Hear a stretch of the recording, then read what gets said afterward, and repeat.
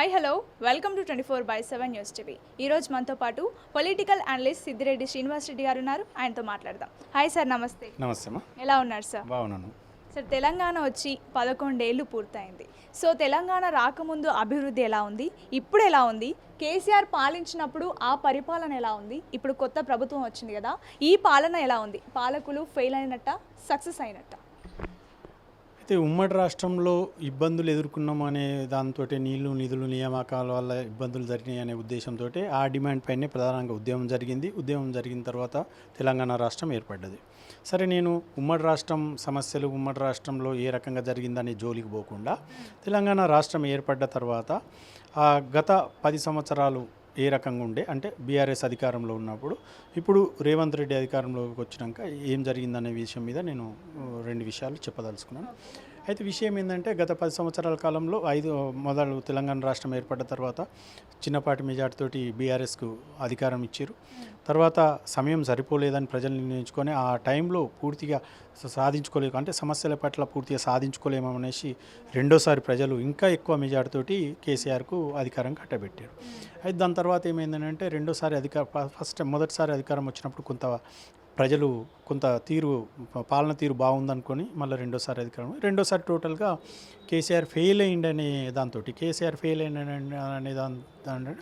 అవినీతి సంబంధించిన ఆరోపణలు ఎక్కువ రావడం, దాని తర్వాత టోటల్ కూడా దానికి కూడా అంటే అవినీతి ఆరోపణలకు సంబంధించిన విషయంలో ఆయన తీరు కూడా ఆ రకంగానే అనిపించింది. అంటే ప్రతిపక్షాలు అవినీతి ఆరోపణలు ఎప్పుడైతే చేసిరో ఆయన తీరు కూడా ఏంటంటే టీఆర్ఎస్ నుంచి భారతీయ రాష్ట్ర సమితి పెట్టడం, భారతీయ రాష్ట్రం దేశ రాజకీయాల్లోకి వెళ్ళిపోతా అని చెప్పి టోటల్గా అన్ని రాష్ట్రాలకు సంబంధించిన ఫండ్, అంటే ఎన్నికలకు సంబంధించిన ప్రధానమంత్రి కనుక మీరు చేస్తామని అంటే నేను అన్ని రాష్ట్రాలకు సంబంధించిన ఎన్నికల ఖర్చు నేను పెట్టుకుంటా అని చెప్పడం, తర్వాత కొన్ని రాష్ట్రాలకు కూడా ఫండింగ్ చేయడం. ఎగ్జాంపుల్, అటు మమతా బెనర్జీకి అనుకోండి, ఇటు స్టాలిన్కి అనుకోండి, అటు కుమారస్వామికి అనుకోండి, ఇట్లా ఒక్కొక్క రాష్ట్రానికి, ఇటు మహారాష్ట్ర, ఇట్లా కొన్ని రాష్ట్రాలకు ఆయన ఫండింగ్, పంజాబ్కి, ఢిల్లీకి ఇట్లాంటి ఫండింగ్ చేయడం వల్ల తెలంగాణ రాష్ట్ర ప్రజలు అవినీతిని నమ్మేసారు. అంటే ఆయన అవినీతి చేయండి, ఇంత డబ్బు ఎక్కడొచ్చింది, ఇంత రాష్ట్రాలకు ఫండింగ్ చేయడానికి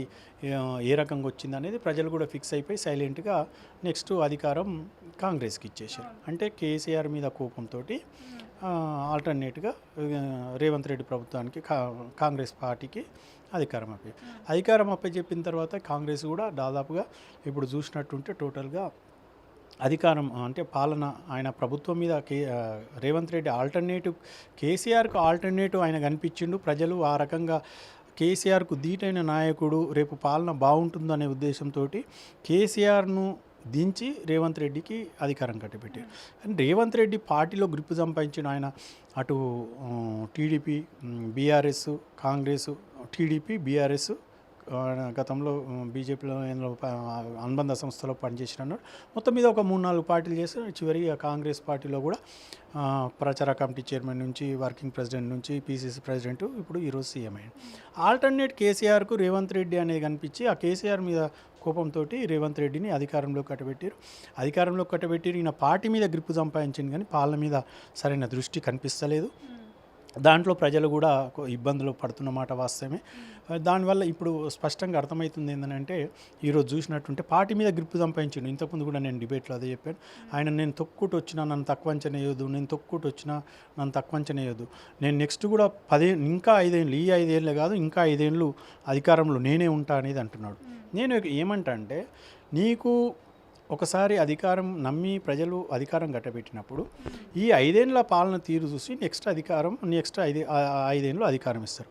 కానీ నువ్వు ఇప్పుడు ఈ 15 నెలల కాలంలోనే టోటల్గా ప్రజలంతా కూడా నేను చూసినంత వరకు ఇంత తక్కువ సమయంలో, నాకు ఇంతో చాలా రోజుల నుంచి, చాలా సంవత్సరాల నుంచి రాజకీయంగా ఉన్నది, నేను చాలామంది ముఖ్యమంత్రులను చూసిన, ఇంత తక్కువ పీరియడ్లో సీఎంగా ఫెయిల్యూర్ సీఎం అనేది ప్రజల నుంచి అపవాదం తెచ్చుకున్న వ్యక్తి ఈ రేవంత్ రెడ్డి కనిపిస్తున్నాడు.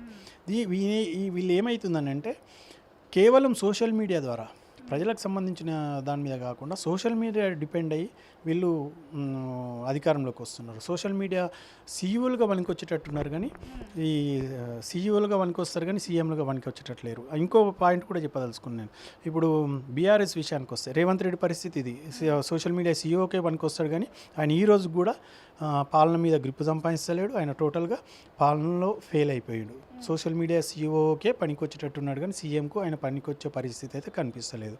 రెండో విషయం కేటీఆర్, కవిత వీళ్ళ విషయానికి వస్తే కేసీఆర్ ఏమో టోటల్గా ఆయన ప్రతిపక్ష హోదా వచ్చినా ఆయన అక్కడనే పరిమితమైండు. ఆయన పొలం పనులు చూసుకుంటూ అక్కడనే పరిమితమైండు. ఈవెన్ అసెంబ్లీకి కూడా వస్తలేడు. అసెంబ్లీకి 2 సార్లు వచ్చింది కానీ ఒక మాట మాట్లాడలేడు. ప్రతిపక్ష నాయకుడు అనేటోడు ఎట్లుండాలని అంటే ప్రజలకు సంబంధించిన సమస్యలపైన, ఇష్యూస్ పైన ప్రభుత్వ పాలనను ఎండగడుతూ ప్రజా సమస్యలపైన పోరాటం చేయాలి. కానీ కేసీఆర్ ఆ పని చేయట్లేదు. కేసీఆర్ అక్కడ వ్యవసాయం చేసుకుంటున్నాడు. వాళ్ళ ఫ్యామిలీలో గొడవలు స్టార్ట్ అయినాయి. అధికారం కోసం నెక్స్ట్ మేము అధికారంలోకి వస్తామని ఇప్పుడే వాళ్ళు నిర్ణయించుకున్నారు. ఎవరు రేవంత్ రెడ్డి ఫెయిల్యూర్ తోటి మేము అధికారంలోకి రాబోతున్నామని ఫిక్స్ అయిపోయి అటు ఆస్తి గొడవలు అనుకోండి, ఇటు అధికార కాంక్ష అనుకోండి, అన్న చెల్లెళ్లకు యుద్ధం స్టార్ట్ అయింది. ఆమె ఒక కార్యక్రమం కూడా తీసుకుంటున్నది. రేపు ఒక కార్యక్రమం కూడా తీసుకుంటుంది. అయితే ఈ రేవంత్ రెడ్డి అనేటువంటి ఇప్పుడు కవిత వీళ్ళకి ఏడ స్టార్ట్ అయిందంటే కవిత సీఎం అని కేటీఆర్ కూడా కేటీఆర్ టీము కేటీఆర్ సీఎం అనేసరికి వీళ్ళకు యుద్ధాలు స్టార్ట్ అయిపోయినాయి. అయితే కేటీఆర్ కూడా సోషల్ మీడియా సీఈఓగానే వస్తారు. ఎందుకంటే చూస్తున్నాం గతంలో వర్కింగ్ ప్రెసిడెంట్ మినిస్టర్ ఉన్నప్పుడు చూసినాము, పార్టీ వర్కింగ్ ప్రెసిడెంట్ ఉన్నప్పుడు చూసినాం, పార్టీ క్యాడర్ అంటుంది. నేనంటున్న విషయాలు కాదు ఇవన్నీ, కూడా రేవంత్ రెడ్డి విషయంలో కూడా నేనన్న విషయం కాదు, ప్రజల నుంచి వస్తున్న మాటలన్నీ నేను ఇక్కడ చెప్తున్నాను. ఆయన సోషల్ మీడియా సీఈఓగానే వస్తారు. కేటీఆర్ కూడా నెక్స్ట్ ఆల్టర్నేటివ్ కేసీఆర్ సీఎం అయ్యేటట్లేడు. పార్టీ అధికారంలోకి వస్తే కేటీఆర్ను సీఎం చేసేటట్టున్నాడు. కేటీఆర్ సీఎంగా వనికిరాడు. కేవలం ఆయన కూడా సోషల్ మీడియా సీఈఓగానే వస్తారు. ఇటు రేవంత్ రెడ్డి కానీ అటు కేటీఆర్ కానీ సోషల్ మీడియా సీఈఓలుగానే వస్తారు కానీ పాలకులుగా పనికిరారు అనే అభిప్రాయం ప్రజల్లో నెలకొని ఉన్నది. ఇది నేనంటున్న విషయం కాదు, ప్రజల నుంచి వస్తున్న స్పందన. Okay sir, thank you so much sir.